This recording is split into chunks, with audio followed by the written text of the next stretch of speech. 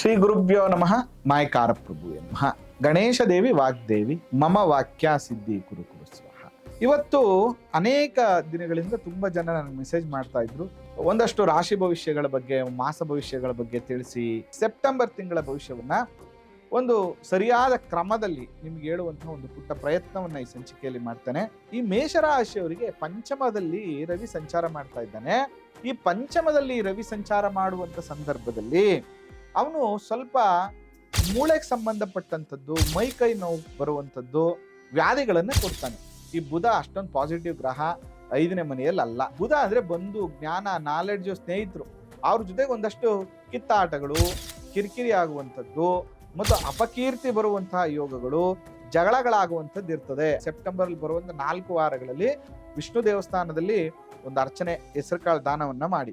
ಶನಿ 12ನೇ ಮನೆ, ವೃತ್ತಿಯ ವಿಚಾರದಲ್ಲಿ ಒಂದಷ್ಟು ಅನಾನುಕೂಲಗಳಾಗುವಂಥದ್ದು, ಬರುವಂತ ಲಾಭದಲ್ಲಿ ಒಂದಷ್ಟು ನಷ್ಟವನ್ನು ಅನುಭವಿಸುವಂಥದ್ದು ಆಗ್ತದೆ. 11ನೇ ಮನೆಯಲ್ಲಿ ರಾಹು ಇರೋದ್ರಿಂದ ಒಂದಷ್ಟು ದುಡ್ಡು ಕಾಸು ಅನುಕೂಲಗಳಾಗ್ತದೆ. ಈ 5ನೇ ಮನೆಯಲ್ಲಿ ಕೇತು ಇದನ್ನಲ್ಲ, 5ನೇ ಮನೆಯಲ್ಲಿ ಕೇತು ಬರಬಾರದು. ನಿಮ್ಮ ಮಕ್ಕಳಿಗೆ ಒಂದಷ್ಟು ಎಜುಕೇಶನ್ ಡಿಸ್ಟರ್ಬೆನ್ಸ್ ಅನ್ನ ಮಾಡ್ತಾನೆ, ಅಥವಾ ಮಕ್ಕಳ ಜೊತೆ ನಿಮಗೆ ಕಿರಿಕಿರಿ ಆಗುವಂತ ಸಾಧ್ಯತೆಗಳು ಕೂಡ ಇರ್ತದೆ. ಇದಿಷ್ಟು ಕೂಡ ಎಲ್ಲ ಗ್ರಹಗಳು ಸೆಪ್ಟೆಂಬರ್ ತಿಂಗಳಲ್ಲಿ ನಿಮಗೆ ಕೊಡ್ತಾ ಇರುವಂತಹ ಶುಭ ಫಲಗಳು.